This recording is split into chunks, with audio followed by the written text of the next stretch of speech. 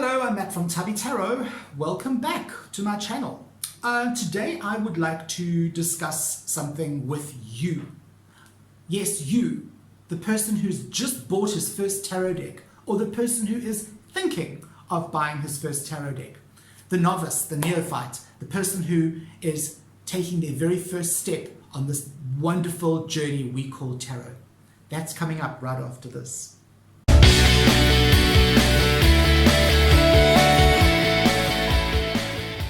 Hi, welcome back. Okay, so you're a newbie, all right? In fact, you're not even a newbie, you're a wannabe. You don't really know where to start, but you want to start, which is a fantastic thing. I think that's great. So let me give you a couple of pointers. These are just pointers. This is not a tarot lesson, okay? I want to share with you a couple of pointers that I think will make your journey into tarot like way easier and just a lot better. So the first thing you got to do is you got to want to do this, okay? So you got to think to yourself, do I really want to embark on this journey? Because it's not an easy journey. People look at tarot readers and they think like, oh, that's so easy, I can read that card. Well, it's not that easy, okay? You've got to study, you've got to know what the cards mean. It's also one of those things where people say, well, I'm intuitive, I can read the cards. You may be intuitive, but you still have to know the basics of what the card means. Okay, you can't take the Sun card and say, oh, this is about Apollo and this is about this, and I'm getting a feeling of, you've got to know what the base meanings are before you can intuit. Okay, so that's what I want to talk about today. Number one, have a clear want to do this. Number two, you are going to need a tarot deck. Okay. Forget the crap about people saying, oh, you can't buy your own tarot deck, you have to be given it, somebody's got to give it to you. I dealt with that in my myths video. It's a load of shit. Okay, go out and get yourself the Rider-Waite-Smith deck. There it is. We all know this deck. It's an absolutely beloved deck. There are about 400,000 million versions of this deck. All right. Every year I seem to see a new version of this deck come out and everyone gets hysterically excited. It's called the Rider-Waite-Smith deck, and you can get any one of the versions, okay? My personal favorite is the Brilliant, all right, because it pops, it's really cool. The original is very nice, it's exactly the same, but it's very dull, all right? The cards, there's no bright color like this. And then, of course, the best one, that, in my opinion, if you're going to learn, is the Millennium Edition, okay, the Millennial Edition. All right, so go and get the Rider-Waite-Smith. If you don't want the Rider-Waite-Smith and you think, pooey, that's far too mainstream for me, there are two other decks that I can recommend. The one is the Robin Wood Tarot.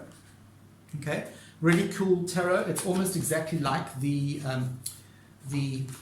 Rider-Waite-Smith. Okay, there's the Fool, there's the Hermit, almost identical. Okay, just slightly different. All right, slightly different feel to the deck.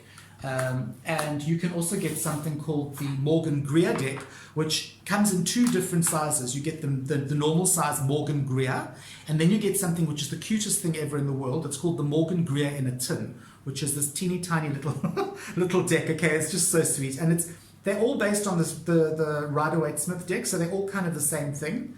There's the Morgan Greer. That's the size of the tin. Okay, it's little. You can throw it in your bag. Okay, so now that you've chosen your deck, you need to sit down and you need to read this thing. It's called the Little White Book. Okay, I hate these. I normally just throw them away. But if you're a beginner, you need to read this. And please, read it cover to cover. Don't just dip your toe in. Sit down quietly and spend half an hour reading this thing. Okay, I'm not saying study it, but just read it. It's going to give you a lot of like interesting stuff about tarot. Very concise, very short.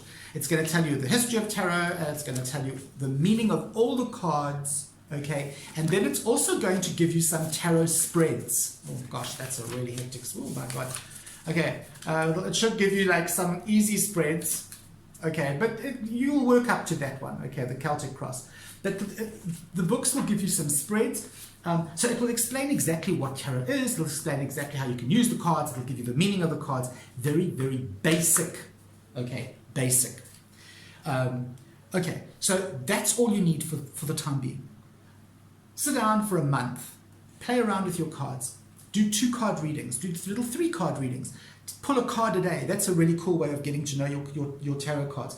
Every morning or every evening before you go to bed, pull a card, look at it, maybe read up the meaning in your little white book, meditate on it, see if you like it, see how you feel about it, not if you like it, see how you feel about it, what your emotions are concerning the card, and just play around for the first month. Don't try and do readings and stuff, just play around with your deck. Okay. Then what I'm going to suggest you do is that you actually get yourself a proper book on tarot. Now, it's all very well going online and looking at the videos and subscribing to everybody's channel in the hope that you're going to learn. They're going to give you a step-by-step guide. No, it's not going to work that way. Most people don't do step-by-step stuff, okay? They give you tips like I am, all right? But for me, the best way to actually learn tarot is to go out and get yourself a book where you can actually take a pencil or a pen and make notes.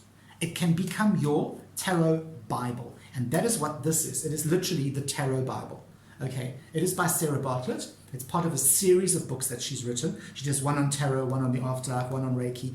But these are awesome books. They are simple books. They are packed with everything you would ever need to know. Okay. So it's quite a thick book. All right. It's a little book, but it's quite a thick book. And it's just a really cool book, okay? It gives you spreads, it takes you through all the different spreads, it gives you little cheat sheets, okay? It's just a fantastic book, and I would recommend this book to all beginner tarot readers. So now you've got your deck, you've got your little white book, you've got your big fat book, you've been playing around for a month, you've read your big fat book, your nice tarot Bible. Hopefully you'll be making notes in the margins. Now, what's next? Okay, the next thing you need to do is you need to get yourself something called a tarot journal. Now, this you can do in different ways. You can either go online and purchase a very expensive tarot journal, and trust me, it is literally going to be a blank book with a big picture on the front, okay? It's nothing fancy. They do, however, rip you off because they sell these things for like a couple of $100, okay? You don't need all that crap. Go to your local stationer and buy yourself a nice little hardcover book. Doesn't have to be big.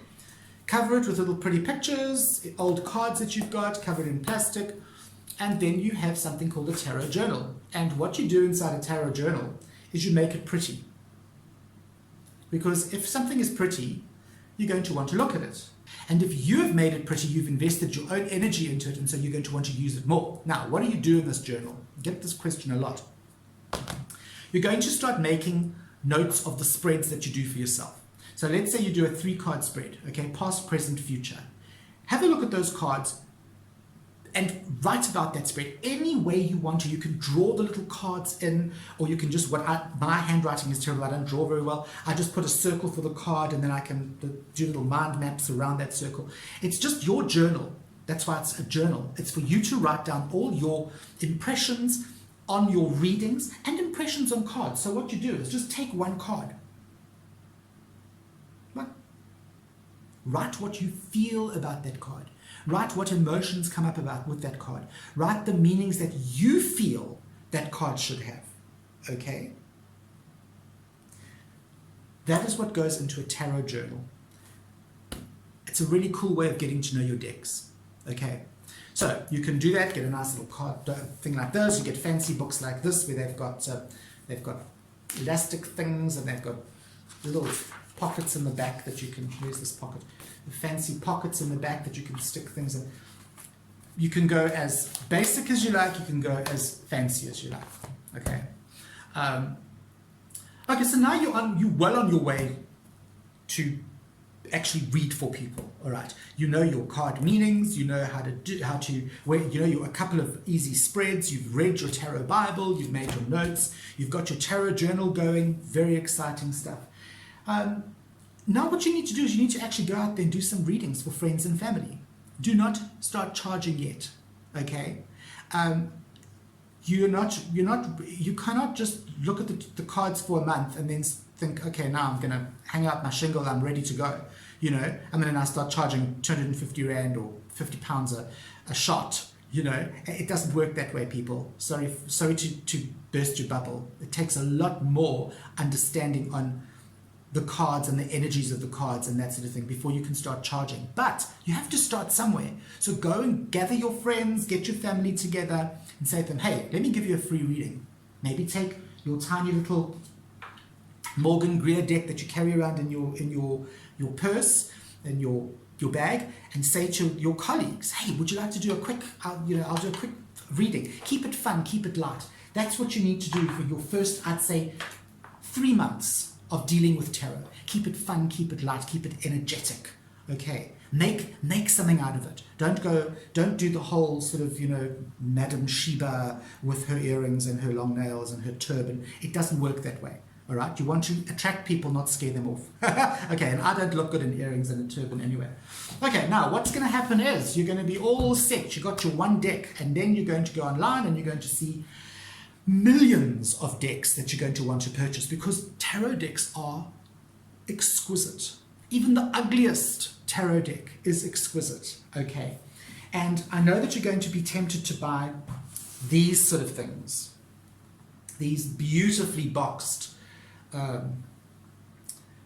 Llewellyn published tarot sets that come with a magnetic thing, and they come with a huge book, okay, in color. Damn, this one's not in color, but these massive books, and the cards are exquisite. All right, have a good look at that card. Would you actually be able to, as a complete novice, would you be able to do a reading with that? I sincerely doubt it. As a beginner, you're not going to be at that level. So don't go and buy all the fancy cards for at least your first 3 months.